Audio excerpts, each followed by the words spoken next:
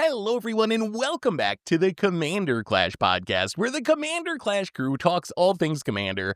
And we got a good one this week. We are going to be tier ranking some spot removal, which I'm pretty excited about because we did this once before a long time ago, back in like 2020 or 2021 or something, years and years ago.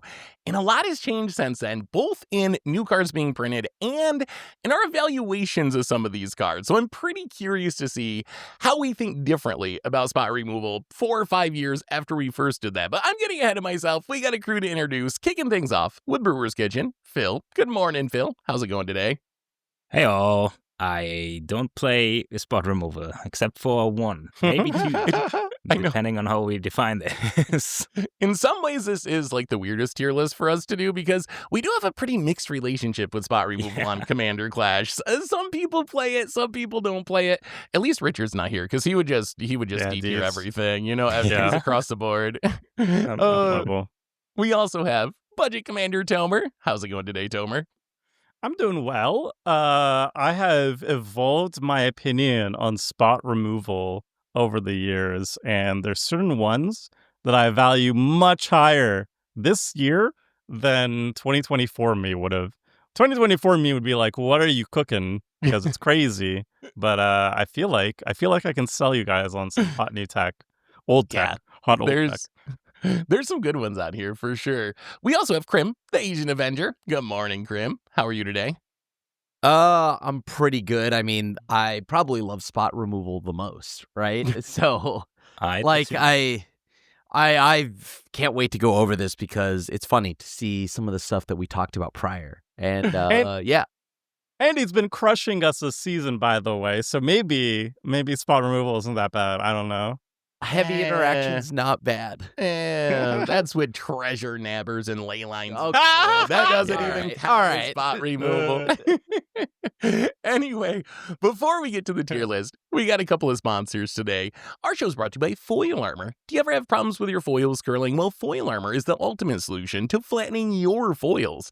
It's a two-way humidity pack that you simply put inside an airtight container with your cards, and Foil Armor will absorb and release moisture, making your cards completely flat. Put it back in a storage box to keep your cards flat forever, and you can head over to foilarmor.com and use the code MTGGoldfish to get 15% off. Today's show is also brought to you by Card Conduit, the easiest way to sell your Magic cards. If you ever get tired of the hassles of buy listing, you can skip them with Card Conduit. You can use your curated service where you send in as many cards as you want with a buy list value of $1 or more and pay just a 5% service fee. And if you want to do a bit of work, you can use a sorted service where you list and sort your cards in advance and pay just a 2% fee. Either way, you're going to get a detailed report with the results and a fast payment once your order is processed. And you can even get another 10% off by heading over to cardconduit.com/MTGGoldfish. Card Conduit, it's the easiest way to sell your Magic cards. So thank you to our sponsors for supporting the show. And now it's time for the comment of the week. So last week, we brought Richard back for a podcast to discuss the Soul Stone and utility mana rocks. And our top comment comes from @Red Comment Nurse, who says, I was expecting a psychotic corner case argument from Richard, and I was not disappointed. Yep. It's crazy. I love be on the this. viewer side on this one again because I can't believe this. Richard brought the heat, that's for sure. We had some good Richard takes if you missed last week's episode involving Ugins and all into dust and oh my god, the Richard logic. But anyway, let's tier rank some utility mana rocks. I'm stuck on last week. Some targeted removal spells. And the way we're going to do this, we got an actual tier list. We tier listed like almost 40 cards. I'm going to post a link to that in the description if you want to see all of our rankings. But we're going to try to get through like almost 20 cards today that are some pretty interesting ones. And let's start with, I would say, perhaps the easiest card on the entire list. And we're going to start with everything in the B tier. But card number 1, Swords to Plowshares. 1 mana white instant. Exile the thing, you gain a bunch of life equal to its power. What do we think about swords? I know we've had a bit of an up and down relationship. If Richard was here, he would be saying you shouldn't be playing swords. I went through a not playing swords stage, but I am definitely fully back on the swords train at this point. So for me, it's back to S tier. But I'm curious, where are you guys still swords believers? Yep. Oh, yeah. The only one I play. I never stopped believing. I was Richard Pilled for a very long time. It was literally out of all my decks, and I just put it back now because my culture deck is now mono white with Cloud. That's I was just like, wow, this Swords card is actually pretty good. Yeah, it's good at not dying actually for 1 mana. So yeah, I'm back. Crim did it to me. Yeah, Yeah, Crim. I feel like you got me with an Eldrazi or an indestructible creature like 6 months ago on Commander Clash, and I put Swords back in my deck the next week, and I've been running it ever since. So you've had an influence on my deck building. So where are we putting this then? I mean, A tier, S tier? Yeah, I'd say S. I think that's still an S, right? 1 mana. On top of that, like it's the one card that, for some odd reason, I feel like I never want to see an opponent having. And so, like, it is like the thing I fear the most when I see 1 white mana. So yeah, I think it's still the People best. aren't as dirty with it as they can be. I mean, we talked about this a lot, but if you want to anchor shoot, which might increase your win rate if your opponent plays a must-kill commander, just sorts their commander early and then have them struggle the rest of the game. It sucks for them, but if I play Lonus, it's probably the thing to do, and people do it, and I say, damn it. It's the most important card type to hit, so and good. it gets around indestructible. Like, wow. Yeah. And it's 1 mana. It's the most mana also, way of doing it. Of all the ones that you want to fire off on your own creature, I mean, Richard made the argument of like, what's the other one? Path to Exile is better. I don't think you want to do this unless it saves your life, and I think this one is the one that actually saves your life, because when you get attacked for lethal, this one you can sort your own creature, gain some life. I've come to the conclusion that nobody ever does the land thing. I know. You always say, "Oh, you can let's path move. your own Next one. creature." Next one. Path to Exile. It is better. So I'm It's gonna put Swords in S tier because it's the one removal spell Phil actually plays, and that probably makes it S tier on its own. But let's move on to its friend Path to Exile, which already came up. So Path to Exile, it's Swords to Plowshares, except rather than life being gained when you exile something, you get to ramp a basic into play tap. So 1 mana, exile a creature, its controller gets a basic land from their library into play tapped. Where are we on Path to Exile? So personally, I play Swords again. I still don't play Path to Exile in most decks. I do once in a while. So I'm kind of B tier on it, but I'm curious where you guys are at with this one. Is this anywhere near as good as Swords? This is better than Swords. I'm telling you. For the ramp purposes? So it's if you are in a tokens deck, I'm telling you, if you are in a tokens deck and you have 1/1s laying around, play Path. It's a 1 mana rampant growth in a tokens deck. You don't put it anywhere else. Don't run it anywhere else. But if you're in a tokens deck, you got 1/1s laying around. You're playing like Adeline or something. Who cares about a 1/1? And then you die. It's What? Like, No, damn, if you I need fired all off your that 1/1. spawn removal spell. I really wish I had that Path. I mean, how many times does that actually happen, though, Tomer? Never I happens. like it on It goes- paper. In theory, in my brain, it's like, oh, that's really cool, 1 mana rampant growth. But I can count on maybe one hand the number of times I've actually seen someone do that in a real game of Commander. So do you actually find it coming up like fairly often in those decks? Yes, and also, but it also doubles as a Sword to Plowshares. Not as good because it gives them a land, Right, unless they don't run any basics. This Good works. against Richard. good against me. I'm sorry. That is this.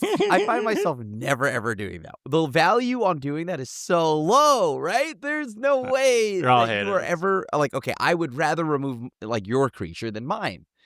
Why would I do that? Rampant growth. Okay, how about this? I think Tomer's argument makes sense, but I think that argument would also put it in the B tier. Because isn't B tier kind of like good I in ranked it B, specific yeah. decks rather than being good in every deck? So I could see the argument that in like mono white tokens, you're going super wide, it's going to be good there. So can we compromise? How about B? Can we put it Any in B? I know you're tokens even deck. lower on that. Any Grim. I don't Tokens even deck. think that's good in a token deck. Bruh. Do this. I'll take a B, whatever. All right. Let's haters. stick it in. Let's stick it in B for now. Next up, we have a whole group of cards that we're gonna cheat a little bit and put them all together because we rank them all exactly the same and they are pretty similar. Although, I'm missing one of them. Well, maybe that's fine. So these cards are Beast Within, Generous Gift, and Chaos Warp. So these are all 3 mana instant removal spells. Beast Within and Generous Gift are actually exactly the same card, except one's white and one is green. 3 mana. Blow up a permanent, its controller gets a 3/3 token. Chaos Warp is 3 mana, it's you target a permanent, it gets shuffled into its owner's library, and they get to look at the top card of their library. If it's a permanent, they get to put it into play. Otherwise, basically nothing happens. So a little bit riskier, a little bit redder.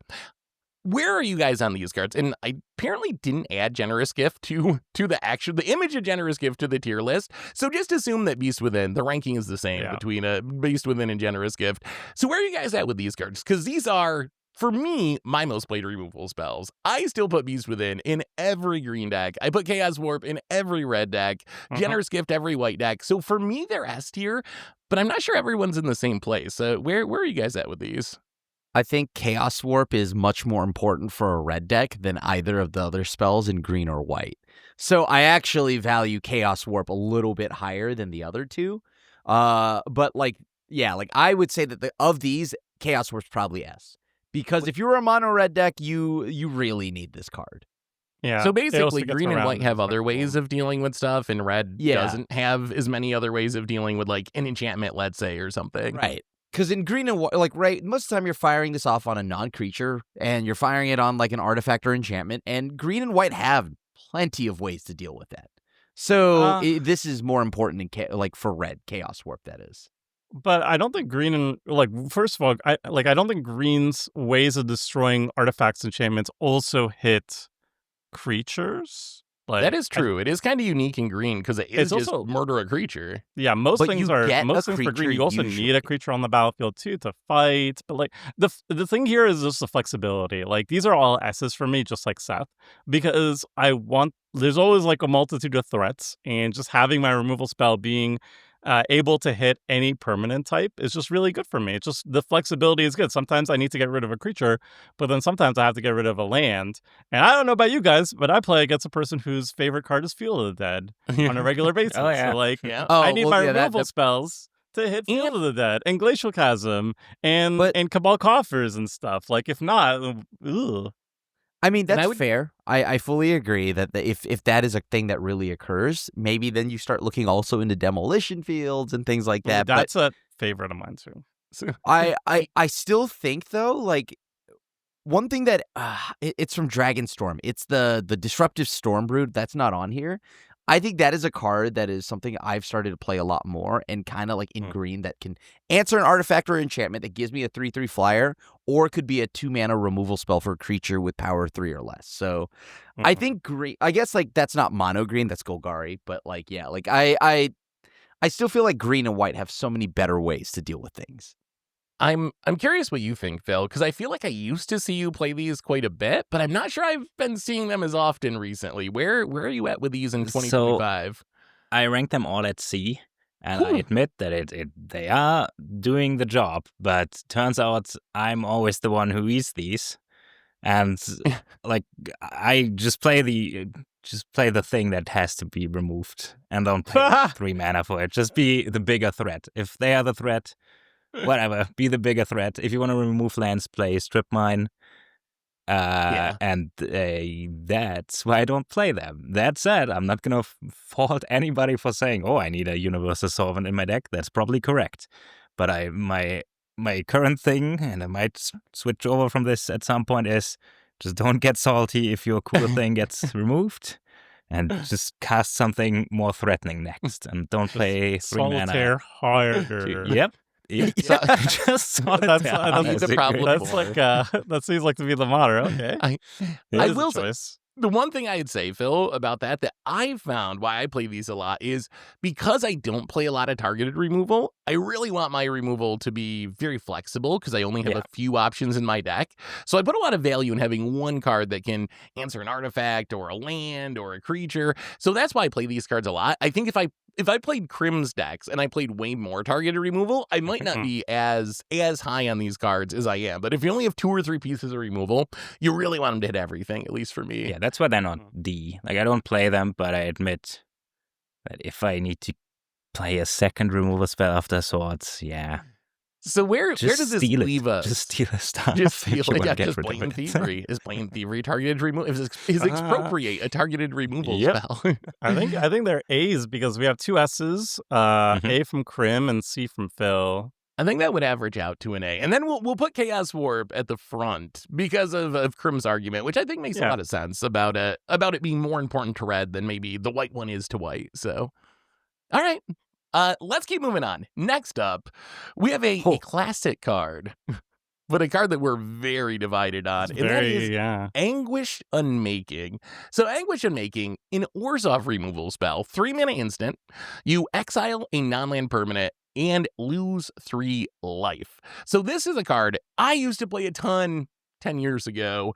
Now for me, though, I never play it. For me, it's like a hard C, and I just don't put it in decks. But I know you guys really disagree. Tomer and Krim in specific, I see you got S's on there. Is this still a staple for you? Is this the Orzhov Beast Within or Chaos Warp, essentially? I mean, how is it not? It just doesn't hit lands, right? But it doesn't hit lands. But it does exile, which is an upside. Argument is it hits lands. But my argument is exile is more prevalent now than it was before, just because it's more indestructible threats we need to deal with. I'm thinking like One Ring, for example. This cleanly answers One Ring. If there's like Codis or something, like that's sitting on the battlefield that's indestructible, you can get rid of it with exile. So yeah, you just trade being able to blow up lanes for exile, and I think that's a good trade. That's why it's another S for me. Yeah, the exile is so important in the current year because I think everything Tomer had mentioned is so true. Everything is indestructible or can get indestructible. It's harder to play this just makes you not have to worry about indestructible, and I love that.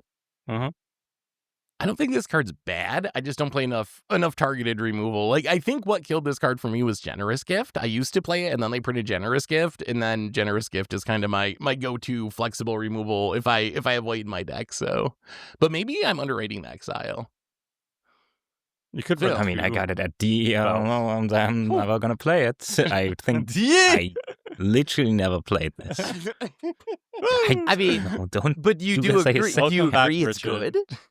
You may not play it, but it's gotta be good. It solves the problem I create. But So I think if we average this out, I'm kind of a C. Phil's a D, but Phil he's a D on all the removal. He's the Richard of this cast, I think. Tomer and Krim, you guys got it as. Are we putting it low A, high B? Like, where do you think? I could be argued either way on that. Bottom of the A's, top of the B's? If it needs to be, it could be the bottom of the A's. But if it's in the B's, it's got to be higher than Path to Exile. Top of the B or high, or low, bottom of the low A. E or high. Yeah. Okay. All right. We'll go with the B. We'll go with the B for now.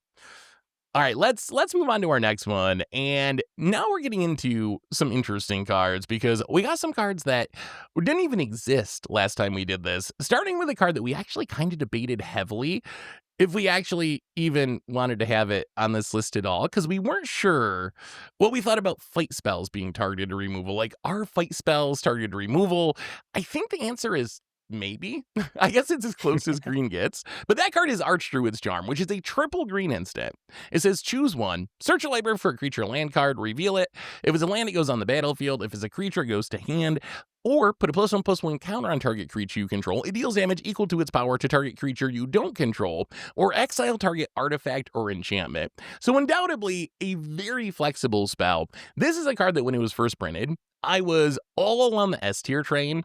But then I realized that triple green actually is kind of a cost, and I found it to be incredibly good, but I don't play it as much as I'd like just because I think it's hard to cast in like 3+ color decks. But where are you guys at with your rankings on Archdruid's Charm? And is Fighting and Biting, does that count as targeted removal?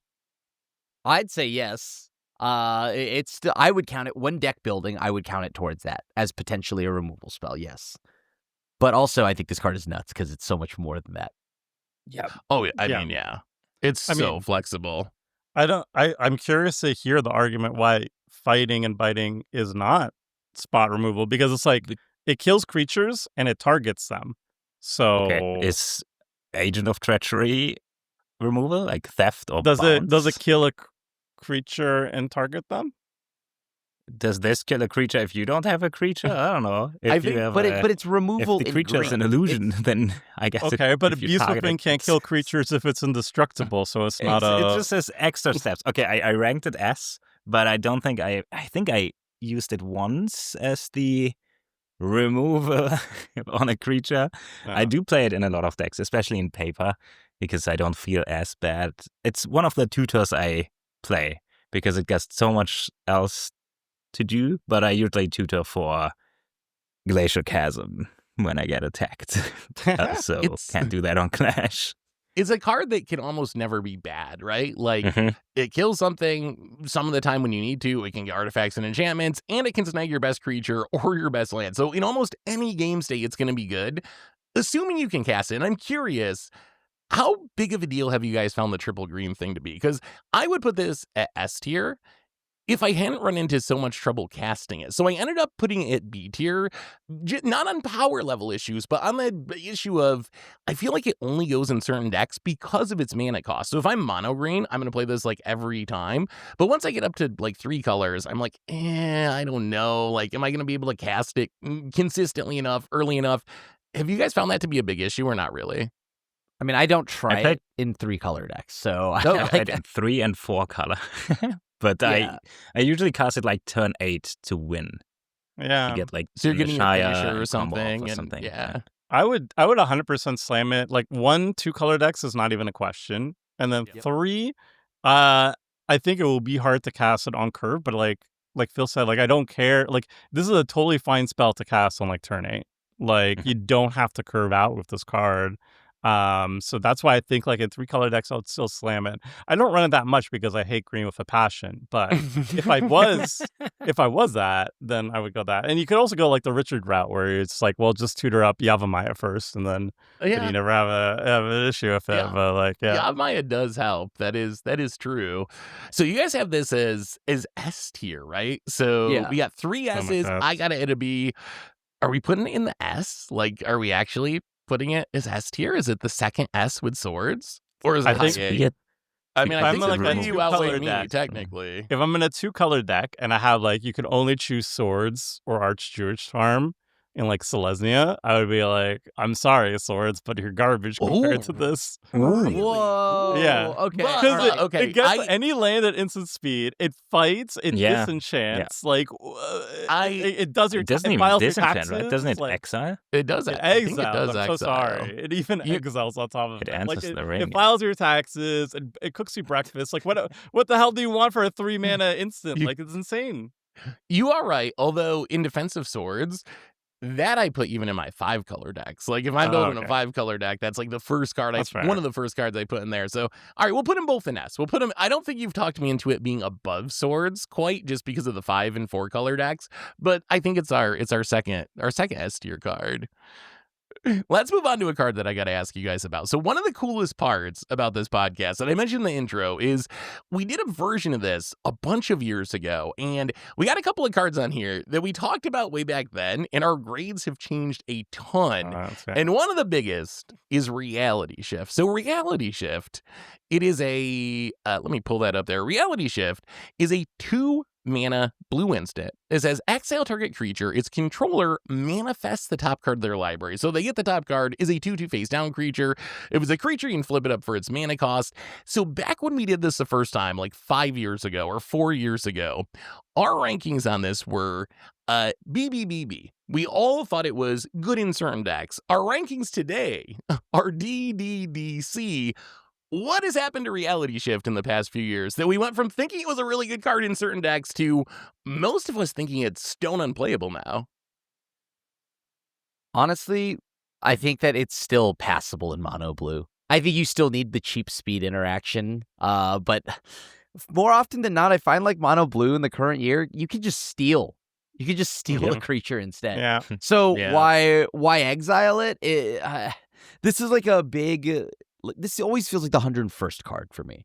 And sometimes it makes it into the deck depending on the power level, but for the most part, nowadays, I just would rather steal your creature in blue or bounce it.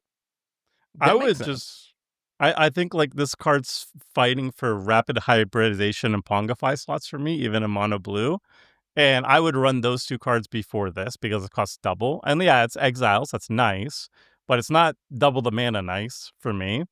And I also discovered some other removal spells in blue that I just run over this now. So Domineering Will and Reigns of Power, these are not spot removal per se, but they can get rid of creatures very easily. They But there's serve the another one. purpose. There's another targeted removal spell that it just eclipses everything else, and I will talk to you that Is later. this Floodgate, Tomer? No. Are we talking? Better. Oh, okay. Better. I mean, I've kind of ended up in the same spot where we have gotten more blue removal. They've started adding like Resculpt and like some more like weird blue Raven form that wasn't there last time we ranked these, I don't believe. So they've added more, not that it's like staple level, but I think for me, I don't play as much removal as I used to, and I value Pongify and Rapid Hybridization above this card. So if I'm only playing like a couple, then I end up playing those. And like my Flibblethip deck, I have Pongify Rapid Hybridization, but this would probably be the next card up, but I'm only playing 2 of that effect. So I just never get to reality shift. And run Observe Stasis as well. 4 mana, gets rid of your commander. They can't replay it ever again, and you draw bajillion cards. But that's a different... I do like drawing bazillion cards. It's so Well, underrated. I think we got to put this in the D. I know Crim's got it in the C, but the rest of us are in D tier, so we're gonna stick it in the D tier. The other card from a while ago that I'm very curious about is Assassin's Trophy. So Assassin's Trophy is a Golgari removal spell. 2 mana, you blow up any permanent, and its controller searches their library for a basic land card, puts it on the battlefield untapped, and then shuffles. So this is another card that when we first ranked utility spells a while ago, we were super high on. We had it as SS, B, and S. So it was an S tier card. Our rankings today, B, C, C, and B. So that's why, for being one of the best removal spells in the format, in our opinion, to being like average to below average. What happened to Assassin's Trophy? Can't target your own creatures, can't ramp yourself. Garbage. Bad in token decks. Unplayable. Bad in Trash. token decks? Okay. I mean, I think the other thing about this card is green and black just get so much removal now. Mhm. Like, there's so many different options if you're a Golgari deck. It is nice that it's flexible, but we've talked a lot about mana advantage being so big in Commander. Giving your opponent a land is actually really painful. Like, there is a big cost to ramping your opponent when you Assassin's Trophy them, much more so than like a Beast Within effect, where your opponent gets a 3/3, but like, whatever, it's only a 3/3 in a game of Commander. So I think giving my opponent resources is one of the reasons that I just don't play this card nearly as much as I used to. But what do you think about this one, Crim? This card is still very, very versatile. And like, yeah, maybe giving your opponent a land is something you don't want to do. But if the problem is a land, it's nice that you can pop it and just trade it. So like, get rid of your Glacial Chasm, get us a basic land or something, right? Like, this is a card that I still like a lot in Golgari decks. It's so cheap. It's so cheap in like mana. Yeah, maybe you can't kill your own stuff, but the fact that it can hit lands, I think this one's pretty big for me. Just play Casualties of War. Just instead of But destroying that's 6 one mana. permanent, Destroy just all one the of each. things. Just That's ramp, 6 mana at sorcery speed. I mean, it's kind of got the same Be issue the as problem. Path, right? Like, giving your opponent land is just too punishing. No. Path is different because Path only hits creatures, right? Well, No, the so- Path yeah, but Path hits your own creatures, though. The Ram. Okay, all right. I The promise that there's no world where that is the better play than just removing the Bro. problem, right? Bro, To be whatever. fair, I'm not it- strong opinions on I don't this know, card, destroying I a don't treasure or something. I'm not I targeting found a myself in the treasure. position where I had an Assassin's Trophy and thought, well, I wish I could just blow up this clue or something. It would be yeah. sweet I don't if know you could hit why. your own thing. I It would probably have actually this go up in 1/1 value. soldier, and I could just ramp for 1 mana, and it's just be. Oh, but if it could hit your own stuff and it hit any permanent, blowing up like a trinket, like a clue or something, actually would be kind of strong. You're Or you so save close it to to blow up recognizing Path to their Exile. problematic thing. You're kidding. So close. So where are we ranking this? We got 2 C's and a B. Are we putting in the C, low B? Any strong opinions? I think it is wild that this card is under Path to Exile. That is the only. You just opinion I haven't have. seen the light But yet. tokens, You Crim, haven't but seen the tokens. We Crim. are- You haven't seen the light. Dude, tokens are. It is always better to target your opponent's stuff. I It promise. exiles yeah. too. It exiles. Oh my god, it's Well, so good. Since- 1 mana versus 2. Since Oh we're- my god. Since we're talking about Golgari, let's move on to a new card, which I actually is one of the reasons why I don't play Assassin's Trophy more, because this kind of is an Assassin's Trophy for more mana, admittedly.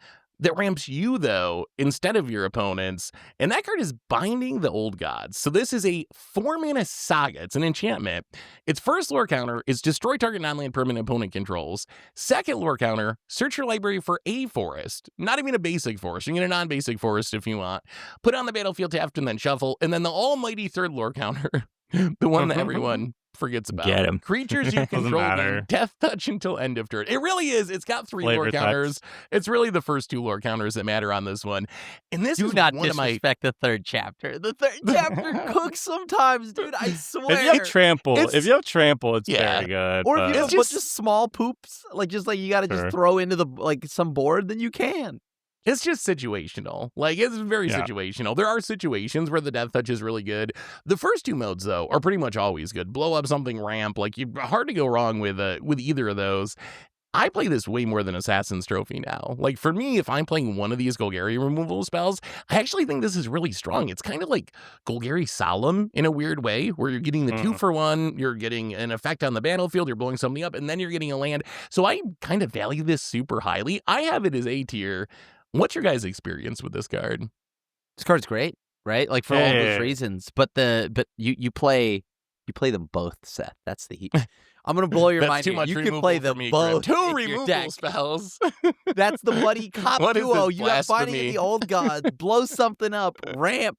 And the death touch may not be relevant in all decks, but it is nice to have. Yeah. And you play Assassin's Trophy because then you get to just blow up so many things.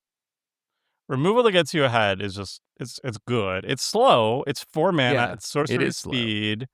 So those are strikes against it. But the fact that you could just blow, it's very flexible removal again, and then it ramps you. The third chapter is sometimes nice too. But I think the first 2 chapters are good enough for me, and then the third one is nice when it's relevant. So I bumped it up to an A. Ooh. Wow. Because the Solemn argument is kind of cool. It gets a surveillance. And it is a soul. Yeah. Way better soul. Yeah, it's good. I just always forget to play it, but I admit that it's pretty good. The biggest you issue can is flick it and remove the counters and stuff. Yeah, shenanigans, saga shenanigans. The biggest problem is just being 2 colors, right? I would play it in so many decks, but you got to be Golgari or 3 color.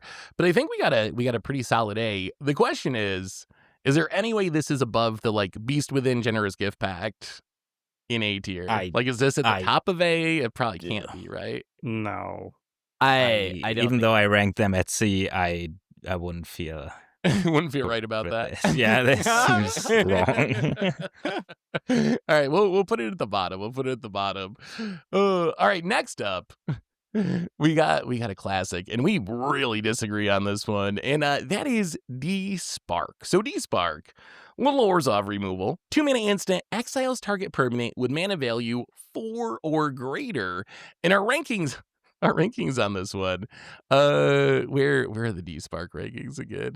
I know Tomer, you're super high on this card, right? Most of us hate this, but Tomer, you really like it. Is that because it can get my 1 ring? Is that the main value of Despark? Oh my god, Seth, I love you. Yes. Screw your 1 ring, Seth. Screw it. I'm gonna take that trade every single time. I don't care you got 1 card out of it. Whatever. I'm insta slamming that down on your stupid 1 ring. So my concern with this card is always just it only gets things mana value 4 or greater. But if you think about Commander, a lot of times the things you want to hit are going to be the expensive things anyway. So maybe I'm being a little too harsh on this card. I had it as a D because I just really don't play it. I could see bumping it up to a C, though, especially in our meta where I play the 1 ring all the time. So if I was playing against myself, I would probably play way more Desparks because I know I'd be getting that at least. Krim and Phil, you guys aren't really believers in this. I'm curious about you. I know, Phil, you're not a believer because you don't believe in targeted removal. But Krim, you do believe in targeted removal. Why are you so low on Despark? Honestly, it's gone up a little for me. It's now a high C because at least it got a cool Final Fantasy art. That's the only reason why I ever play it. But other than that, I don't know. I mean, I feel like the restrictions of 4 or greater is actually more relevant than you would think. Yeah. So I at this point, right, when I'm already playing so much spot removal, I'm playing Anguished Unmakings, I'm playing all these other things as well. I want to hit everything. So I don't know. I don't like that it has restrictions on it. That's the main thing. Yeah, I gotta say, so the 4 or greater thing kind of sucks for me, especially because if I play something that it's gotta be a universal solvent because it has to remove a hate piece or something like rest in peace, or the thing that It's turns Leyline your of the creature, your commander, into an elk or something. Yeah. Like, I have to be able to remove the hate pieces, not like some Haymaker 7-drop, because then I have 7 mana and I can just steal it. So cheap removal should also remove cheap things. Not, That is yeah, I a don't good know. point. I've run into the problem of this, not removing the thing that actually bothers me. When I think about all the cards that Crim wrecks me with every other week on Commander Clash, many of them cost less than 4 mana, Like and this Grand would not get Arbiter them. or something. I don't know. Like Treasure Nabber. This one goes into all my Orthob decks, and I always seem happy about it. Like the only thing that bothers me that it doesn't hit is Rhystic Study. Like Rhystic Study dodges it, but like if I'm building an Orzhov deck, I always put in Generous Gift. I always put in Anguished Unmaking, and then I usually put in Despark and Source of Plowshares, and that's like my targeted removal package. And then I go like hog wild and like the Soul Shatters and stuff like that. But that's a different topic. If I want to hit one specific thing, I think Despark usually makes it for me because it hits a lot. It hits a lot, and it's Exile, and it gets rid of your stupid One Ring. So Yeah, that is fair. The One Ring argument, actually, that was what kind of convinced me this card might actually be. I'm because just One a Ring is hater. super busted. I'm just a hater. C tier? Does that split the difference? I know Tomer really likes Sure, it. The rest of whatever. us pretty meh. We need something in Sure. C tier. Sure. Why not? All right, let's move on. This is a card that my grades have went down from S all the way to D in the last few years. And it's What? an MDFC. It's Hagra Mauling. So Hagra Mauling.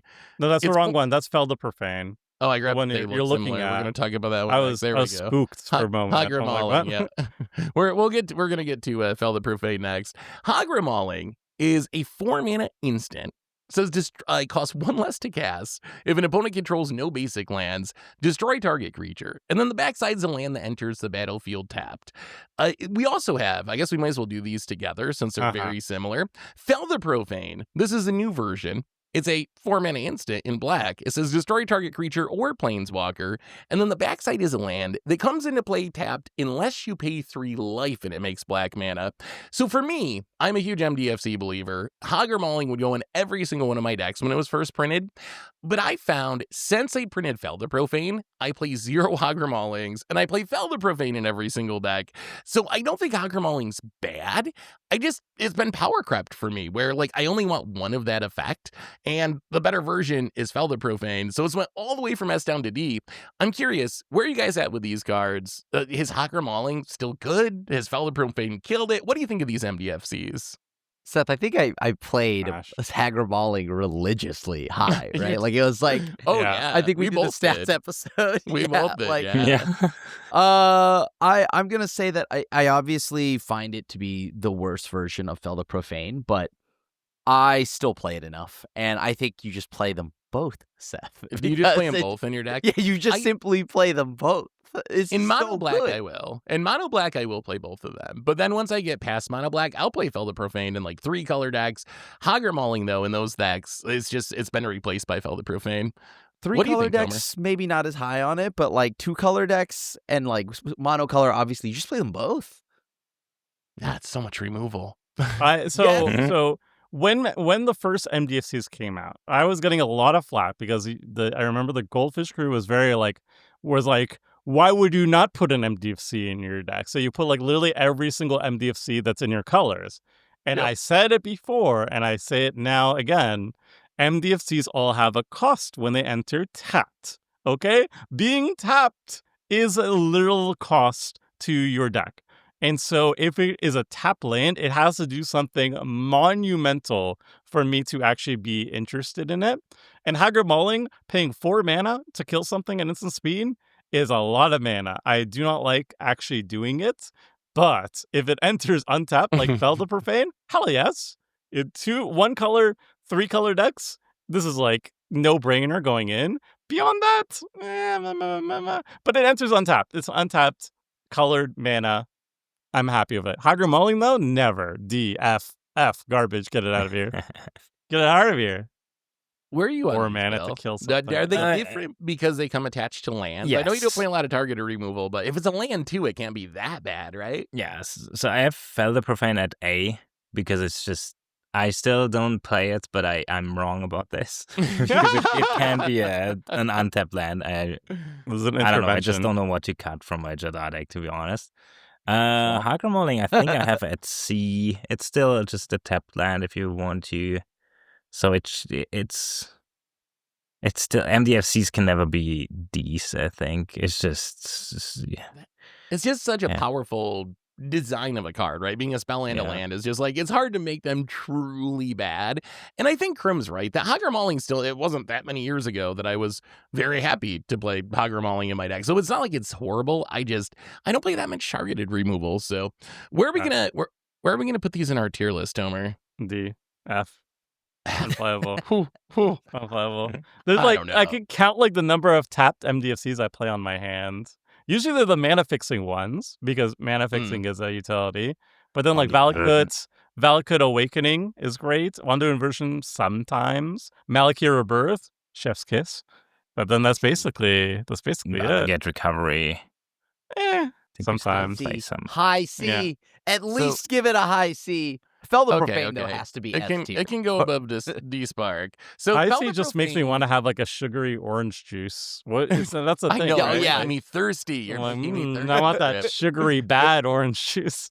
Yeah, artificial OJ. Artificial flavorings. I think. Remember Sunny D? Speaking of artificial juice, man, did you ever have that when you were a kid? My God, I drank some of that recently. It's so bad now. Yeah. When I was a kid, it was good, but now that I'm an adult, my God. So Felder Profane, are we putting it bottom of the S tier or top of the A tier?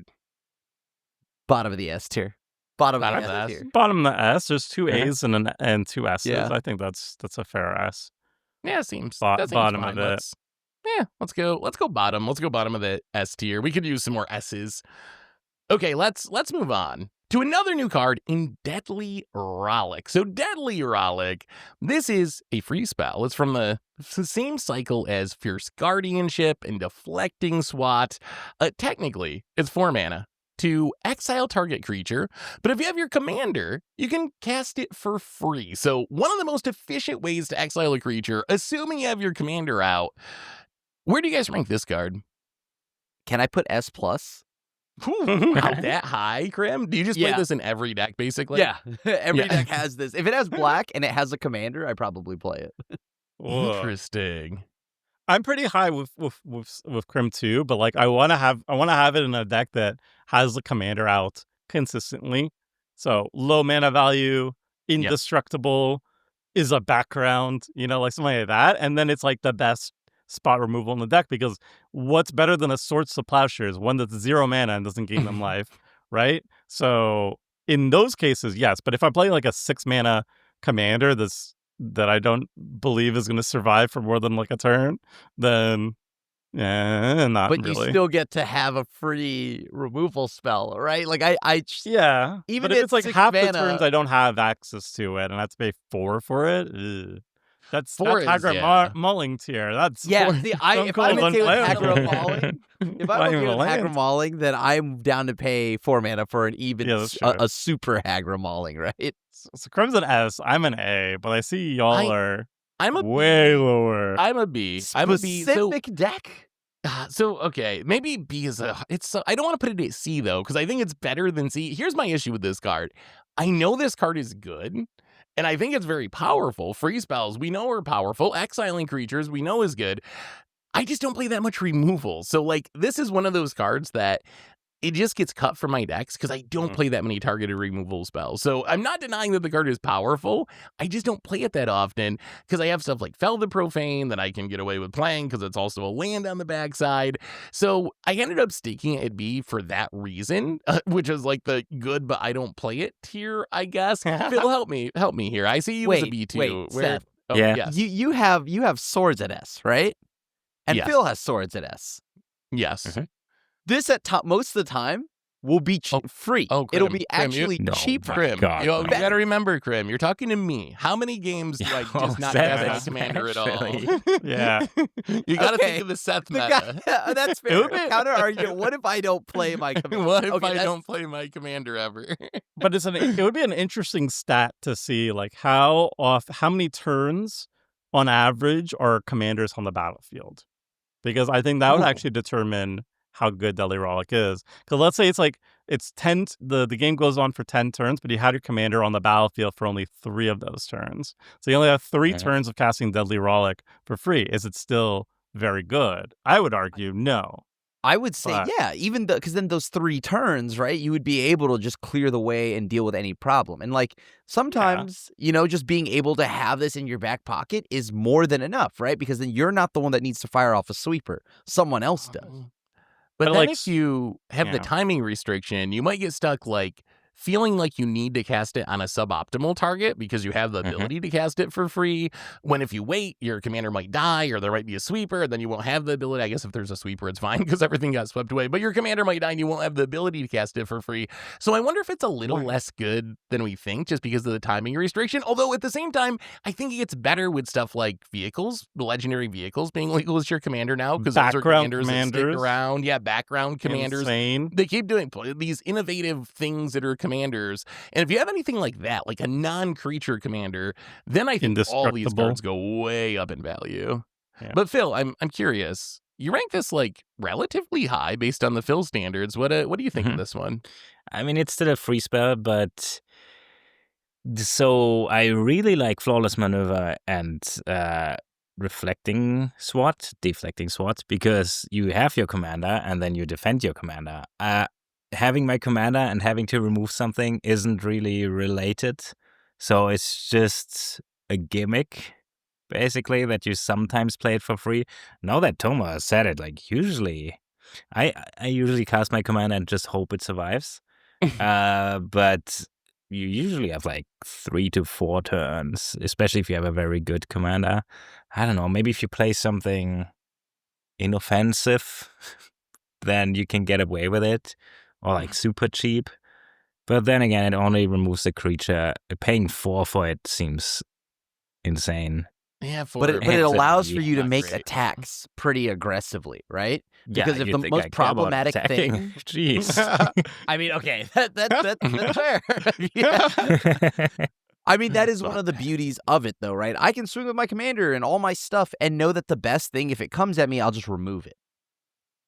It is undoubtedly a strong card. If anything, the more we talk about it, the more I feel like maybe I'm underrating it a little bit, and it's probably more of an A than a B, even though I don't personally play can't it be all a that B, often. Phil. Like, This can't yeah, it's be a B. it's probably At least an A. Yeah, okay. And high A. You've Like- convinced me. Oh, I don't know about that. I could put it above binding if you want, but you're gonna have to fight me if you want it above Beast Within. And Yeah, I'd put it over because those for me are Binding. like so good. But we can put it. How about Okay. that? Does that work? Yeah, sure. All right, this one is another old one that is on our list today, just because I'm curious what happened with this card. Because if you look at our original ratings, we were ridiculously high on Mythos of Nethroi. So Mythos of Nethroi, this is a 3 mana removal spell. It's technically 2 and a black. It's an instant. It says destroy target non-land permanent, or it says destroy target creature. Or if you also spent green and white mana along with the black mana, then you can blow up any non-land permanent. So when we first did this ranking a while ago, we had A's across the board. Everyone loved this card. I can't remember. It might have been right after Ikoria came out, so maybe we were like super hyped because it was the new card. I feel like I have not seen a Mythos of Nethroi in a very long time, though. And occasionally I'll play it if I'm like in Abzan or something, but I'm curious, do you guys play this card? Why were we so high on this like 5 years ago? Were we drunk recording that podcast? What was going on? Removal has gotten so much better, right? Yeah. Like It's just been power crap. And this is now okay, Void Rend is the universal answer, right? But Void Rend is uncounterable. This is the same cost as what a Void Rend is, right? It is technically Abzan, exactly Abzan. Yep. That is a real cost in a color wedge that I'm sorry, my Abzan gamers out there, I'm about to drop some hot heat on you. I don't think Abzan players exist. I But feel like I've Necrobloom. never really run into any Necrobloom. Abzan deck, Wow. dude. Like, Come I'm on. being serious. I don't think I've run into any Abzan decks. Most of the time, I've if I seen that do, stupid Field of the Dead commander a couple times. Yeah, That's about Necrobloom, it. but that's the maybe only every one I now can and then think you of, play honestly. against Phil. Phil is the only reason I've ever seen the Necrobloom. And then and outside of that, it's Bilbo or whatever, Life Gain Man, right? And even then, it's rare that I see that as well. So I don't know. I just don't think I see a lot of Abzan decks, and because I don't see a lot of Abzan decks, I don't see this card get played. There's layers here, right? There are very few. Like I feel like I never see Abzan players. It's a very small sample size. But then on top of that, I think people underrate universal answers. So I think it's a combination of these two that make it so this card is kind of slipped into oblivion.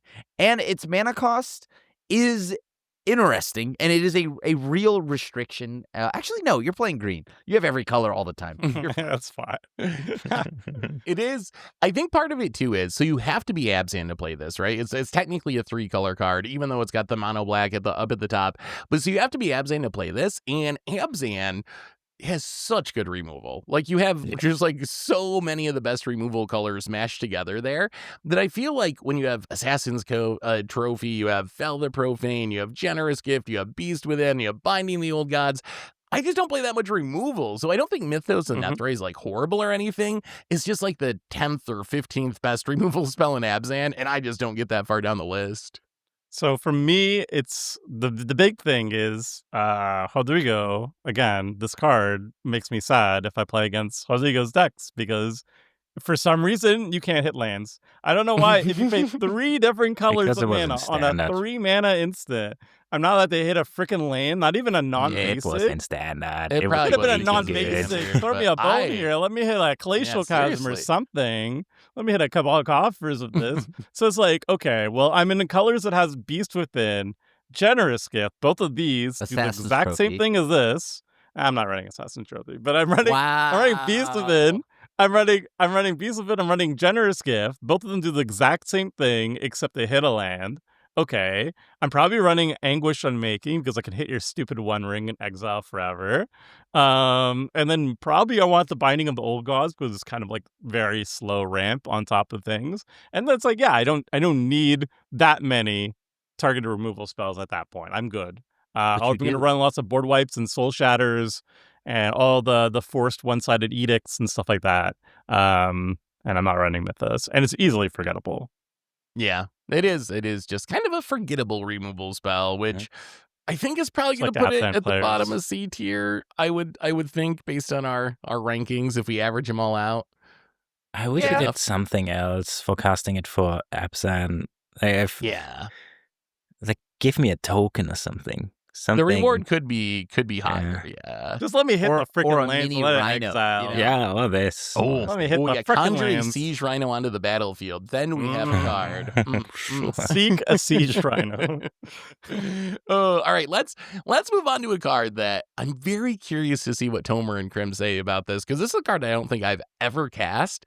You guys have it ranked really, really highly though, so I'm hoping you convince me that this card is good, and that card is Leadership Vacuum. So Leadership Vacuum. Oh, this card. 3 mana instant. Target player returns each commander they control from the battlefield to the command zone, and you get to draw a card. And I like that last line of text. So Tomer and Krim, I see you guys have this at A or S. Me and Phil both had it at D. I put it at D just because I've literally never cast it, and I don't even think I've ever seen it cast. How good is this card? Is this card actually like a staple? Should I be playing it? This card is Proof. it's a nuts. Indestructible. I don't care. Yeah. Right? Like that is your commander. It's Yeah. going back to the command zone. It's not bouncing it back to your hand so you could play it for the same cost. And it replaces itself. This is so good. This is such a sweet... What? I think people don't they need to read it twice. Like, this is not just like, oh, I bounce it to the command zone, I can recast it for free. No, it's a kill spell. Like, you have to pay the command tax next time you cast it. It's like it's worded weirdly, but like, this is literally just your commander is dead. I don't care about hexproof. I don't care about indestructible. I don't care that it's a vehicle or if it's a spacecraft and it's not a creature. It's gone. It's gone. And also, if you're like a background commander, the background's gone too. Get it out of here. It does. All of them. Yeah. All partners. Partners back to the bin, right? Yeah. Partners, both of them, out. And it replaces itself. This card is the truth. And that's the more I play Commander, the more I realize the most important thing to win the game, or like either like build up your engines, blah, blah, blah. But like more important than that is just stop your opponents from having their engines online. And 99% of the time, the primary engine of a deck is going to be the commander. So something that like is the best answer to that commander is going to be amazing. And it takes away the drawback of target removal because it replaces itself. It's blue. It's insane. Okay. I see what you guys are saying, and I think I like the draw a card. I get the commander tags thing. That's pretty sweet. Commanders are important. My question is this not kind of narrow though? Like, think of a removal spell that only hits a commander. Like, this isn't going to save you from any of the other 99 cards in your opponent's deck, or does that just not matter? Like, the commanders are so important to the game. That's called, I guess, Commander. That's called Commander. That it's just so important that it's worth playing, even if that's the only thing you can deal with. It hits the most important thing in everybody's deck. The most important thing. And I know it's a thing. It's the only thing that I know you're going to be casting. Well, except for me, but yes, most for Saddle. For everybody else, around leadership. You got a Martinus Calgar, don't care. You got background commanders, don't care. You got a spacecraft, I don't care. They're all going back to your hand. I don't care about your stupid engine. It's going away. You're going to have to pay 2 more and recast it. To hand. Like, if I got all commanders, they go to the command. So, I mean, eventually you get like an overload. You play a lot of blue decks, Phil. Do you play this card? You like drawing cards. Think of the value. No. This is so narrow. Like, as I mentioned, if you sort the opponent's commander, it's probably good. But, and maybe with this one, you don't have to feel bad for anchor shooting, because it just does nothing else. It only bounces, so it does nothing against Seth, and then it does nothing against Maelstrom Wanderer or Itali. I guess it makes them pay 2 more. It's kind of, the card draw is cool. But it's just, if I don't play Beast Within, I don't play this. It's a D for me. Wait, I like the better. I think this is better than that in that situation, right? For a blue deck? Because if you want to destroy the commander, yeah, or like get rid of the commander. Maelstrom, it is probably these good. Are all problems. It does sound good, and even like in a commander game, even if I'm there and I'm not playing my commander, someone's going to be going in on their commander, build around their commander. So you're probably going to get value out of it. I'm going to try it. Maybe D is a little bit too harsh. My concern was mostly the narrowness. Like, if I can just play a removal spell that can kill anything, why would I play one that only bounces a commander? Although drawing a card is a nice upside there. Drawing a card is cool, yeah. I think if I'm mono blue in specific, it goes up even more in value. Once I'm in like black or like, Dimir or Simic or something, and I have Beast Within or Fel the Profane, then it might not be as appealing. But in mono blue, I'm going to add this to my Flibblethip deck and see how it goes. The real question. Go ahead. This season, didn't we have? Wasn't it where we added our whatever color pips we wanted to a commander?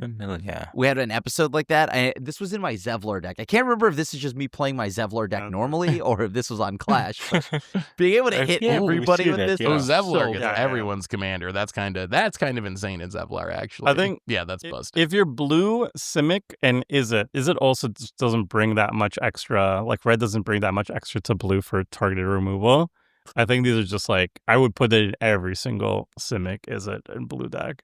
And then the other one is going to be just Observe Stasis, which editor you can show. Tomer, will you read that card for me? I can't see it now. Card's What is sweet. Observe Stasis? I don't think I know that one. I don't know if it fits the criteria. It's a 4-mana blue enchantment aura, has flash. Enchant creature an opponent controls.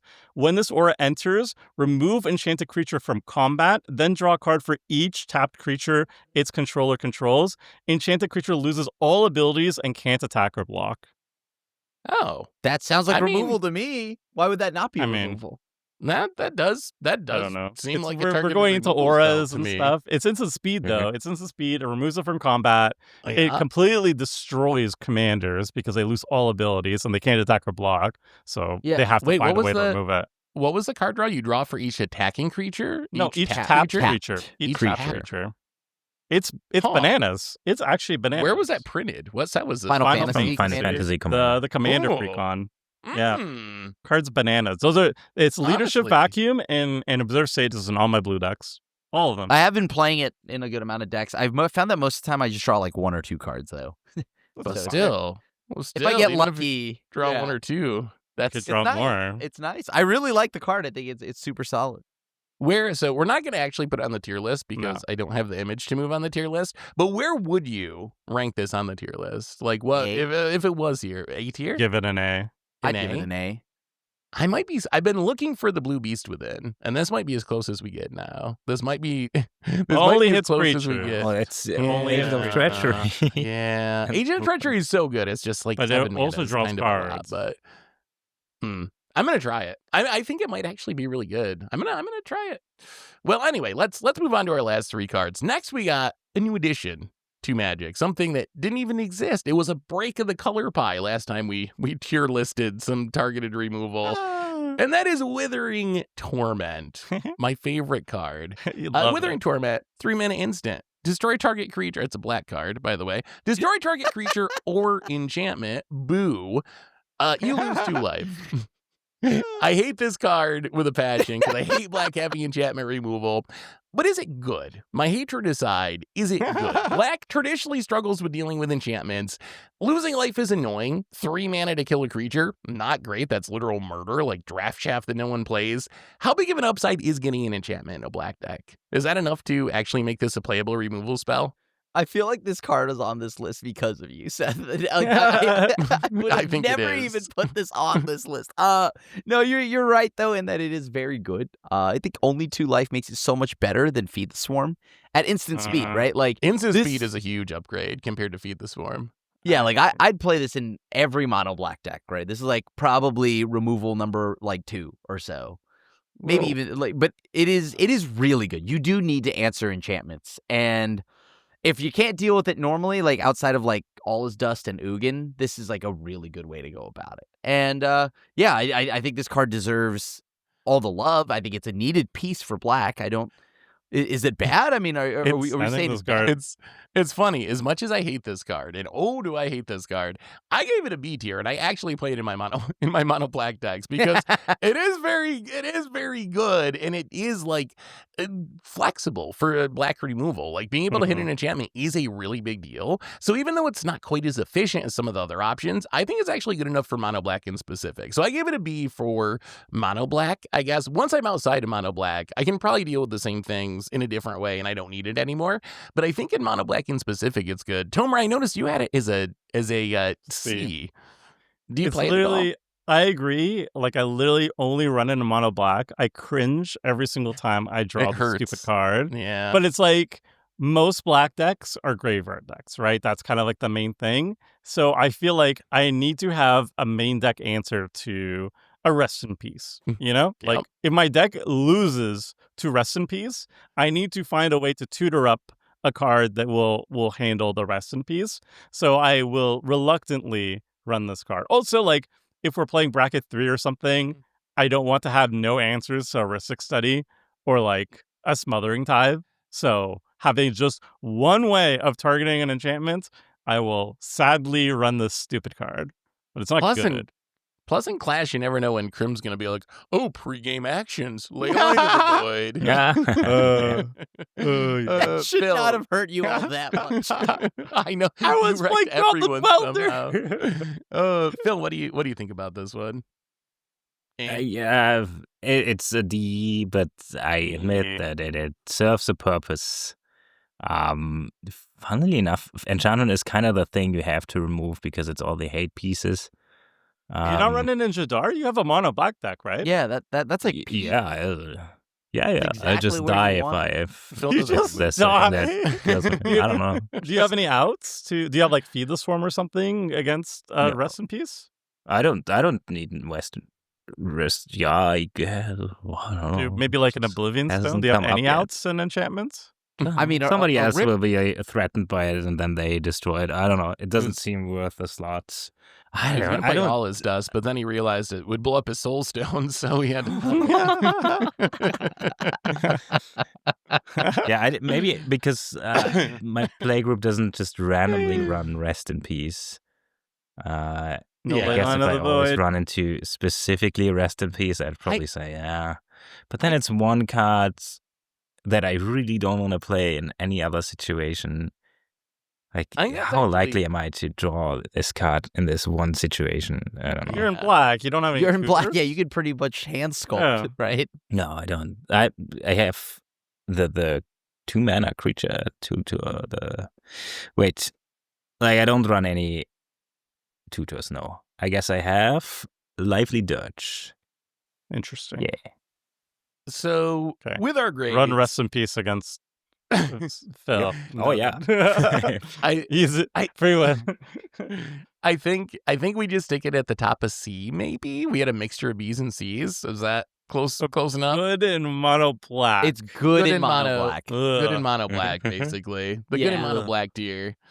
All right, 2 cards to go. Next up, Skyclave Apparition. So Skyclave, the first creature we've talked about today, I believe, a 3-mana 2/2 mono white creature. It says when it enters, exile up to 1 target non-land non-token permanent that you don't control with mana value 4 or less. And then when it leaves the battlefield, the exiled card's owner creates a XX blue illusion creature token where X was the mana value of the exiled card. So essentially, if you exile a 4-drop, they're going to get a 4/4. You exile a 3-drop, they're going to get a 3/3. We have this one A's across the board, except for me. I put it in B. I think it's good in Blink decks. Like, if I can reuse its ability a bunch, it's good. It's nice that you don't give the thing back like an Oblivion Ring. Giving back a token, more like Beast Within, way better than an Oblivion Ring, in fact, that gives back the actual thing when it dies. I'm curious about you guys, though. You got an A tier. What decks do you play this in? Is it more than just Blink decks? The Skyclave Appetizer is peak, right? I think this card is so good. It answers anything that's 4 or less, right? I mean, 4 or less. It exiles that's- too. Again, Yeah, it Withering, exiles, like, gone. permanently. No, There we no more drawing for you, sir. Yeah, I if you just get my don't One Ring, see the how this illusion's isn't coming for you, solid. though, Tomer. I think this card is like a very good whatever those like not Soul Warden, those Warden effects that exile stuff. The O-ring creatures. Like I think this is probably the something best Hunter. one. Yeah, I think Fiend I Hunter. think it is the best one. It is I like don't- the best Fiend Hunter effect, I think. Banisher I- Priest. I'd play this generically, right? Like it's just such a good creature. I think I don't play generically.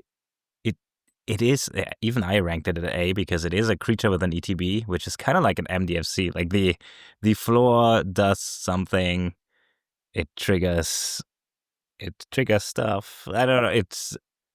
It can't be that bad, and it is the best Fiend Hunter.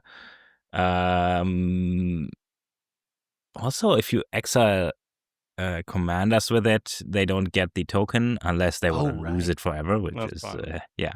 So I think this one's actually makes it into some of my decks. Admittedly, they are Blink decks, so if I say B is for specific decks, I guess it's a B, but it is very good at what it does. I think obviously we all agree it's good in Blink decks, but I would also agree with Krim that it fits in a lot of other decks too. Because I think it's also very, very good in creature heavy decks. Like if you're just being rewarded for playing creatures, then it's a creature that does the removal, which is good. Torrents or something, yeah. Yeah, like Torrents, exactly. And then also if you're in like Orzhov based decks, or if you're like any type of like aristocrats, then this is another one where, yeah, when it dies, it gives your opponent a token, but like who cares? And then you'll be reanimating it and reusing its ability over and over again.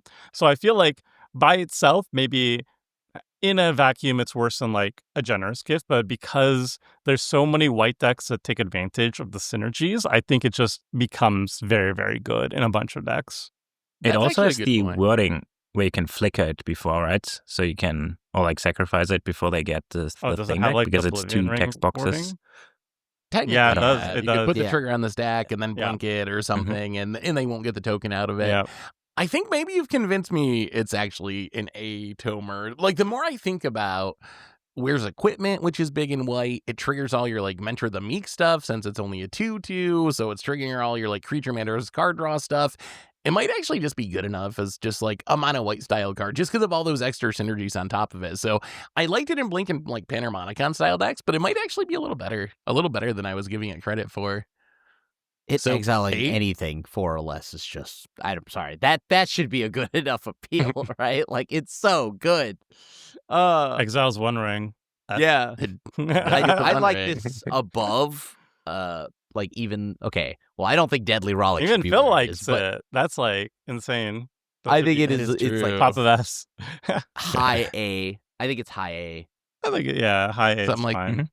Okay. I think it's above Beast Within. Cool. Oh, really? Nah, okay. I don't know. What else do whatever. people think about Beast Within? I guess it doesn't really matter. That's kind of quibbling at this point. Sure. I think Beast Within and Chaos, that group is like the top of A for me, but whatever, close enough. I agree with stuff, but I don't care. Our last card. I saved this for last because I don't even think it should be on our list today, but that's why it's here, because we want to talk about it. Yes, we have the wild card here today. Orcish Bowmasters. Undoubtedly an S-tier commander card, but is it an S-tier targeted removal spell, or targeted removal at all? So it's a 2-mana 1/1, Orc Archer. It has Flash when it enters, and whenever an opponent draws a card, except for the first one that they draw on each of their draw steps, it deals 1 damage to any target, and you amass Orcs 1. So if you look at our grades on this, obviously Tomer and Krim have it as S because it is an S-tier card. Me and Phil had it as Fs because we didn't think it counted as targeted removal. I'm curious what the argument is for this being targeted removal. Like, I think because it pings something for 1. It might have changed my opinion. I think it's not target removal; it's a board wipe. Yeah, board wipe. I guess it's a board like a burn finisher. spell. You're just like everybody's drawing cards. They're like, oh, I guess I'll take 5 over here, and then 5 over here, and then and then You know, but it kills creatures and it targets. I'm actually gonna go lower than an S, not because it's a board wipe. I think it's also a finisher. I think an F is wrong. But I as someone who plays this in every deck, this is always one of my game changers. Sure. I've found that more often than not, the one I want to kill, no one draws enough for me to kill. So I have to just keep. This is just like I don't know, it destroys little pingers and tokens and things like that, really. Like, it doesn't actually answer the problematic creature I want it to. So, really? Because I find that when this hits the board, everyone starts drawing real responsibly. You know what I mean? What having all that willy draw, right? So, I mean, sometimes maybe if someone casts a big draw spell, I get in there and they can deal like 6 damage or something like that, right? But I find that more often than not, like, you want to start getting the advantage going early with Orcish Bowmasters. So holding it until like turn 9 to get that one big gotcha moment off like a March of the Ents or something, I don't know. I think this is actually probably closer to like a for spot removal. I think it's like a B. No. I cannot imagine a world where it's not a D at least for spot removal. Like, your opponent plays a commander. I could name literally hundreds of other cards that would be better at killing that thing than Orcish Bowmaster. Yeah, like the list is so super long. Like, I could see a scenario where it kind of works like spot removal, where like in the right scenario there's a big creature, someone casts on their Seagate Restoration, you flash it in. So like scenario wise it can work like that, but then there's gonna be a lot of times where it's just a really strong card that's like keeping people from drawing cards but not actually killing what you want to kill. I don't conceptualize it as a removal spell. I would never put this in my deck thinking, oh, that's one of my removal slots, went to Orcish Bowmaster. I put it in a lot of decks just because it's a really strong card and it stops people from popping off with card draw and it does kill things or kill people. So I put it in a lot of decks. I just don't conceptualize it as a removal spell, really. So my opinion on this, I agree with all you said, and I would put it like a D and target removal. But my opinion on this card is a little bit warped because I disagree with Crim's assessment, because I've been in a lot of games with Crim and Seth, and every single time, this is what happens. Crim plays Orcish Bowmaster, and then he says, hey, Seth, if you draw more cards, I'll blow up all of Tomer's stuff. And then Seth is like, okay. And then he just draws stupid amounts of cards because that's like half the cards in Seth's deck is just draw 5 cards. And then all my crap gets blown up. And then I'm getting hit by a 2020 Orc army. And it's just like, I didn't draw a single extra card. I'm sitting there minding my own business. And then Crim's is like, hey, Seth, just keep doing what you're doing. And then Seth is like, you're not going to hit me? And Crim's like, not yet. And then Seth is like, okay. And then I just like, all my crap is just annihilated. And it's a I think that's more of a mark on me knowing what Seth and like Phil like doing, right? Like Phil and Seth love drawing played cards. like a fiddle every time. I will say, I think that's why this is actually really bad card design for Commander. Like, I think the fact that you can snipe other people's stuff really works. Like, if this only sniped the person who was drawing the cards, it would actually be kind of a neat design, right? I would still be annoyed by it because I like drawing lots of cards, but it would actually be, I think, maybe a fun design in some ways, or at least a healthy design where I could see it answering a problem where people like me just spend all their time drawing cards and you should probably be able to punish them for it. But I think the fact that it plays like Tomer said a lot of the time, where it's like, oh, you team up with the person that has the Bowmaster and they call all everyone else's stuff, or like snipe their face and take him out of the game, it makes it way less fun because someone not even involved with any of it just ends up catching so many strays off this card and just like getting taken out of the game when they really aren't drawing cards at all. So I think the design's actually really poor for just the wording's really poor for Commander. They should have tweaked it a little bit. I think it's great. Children.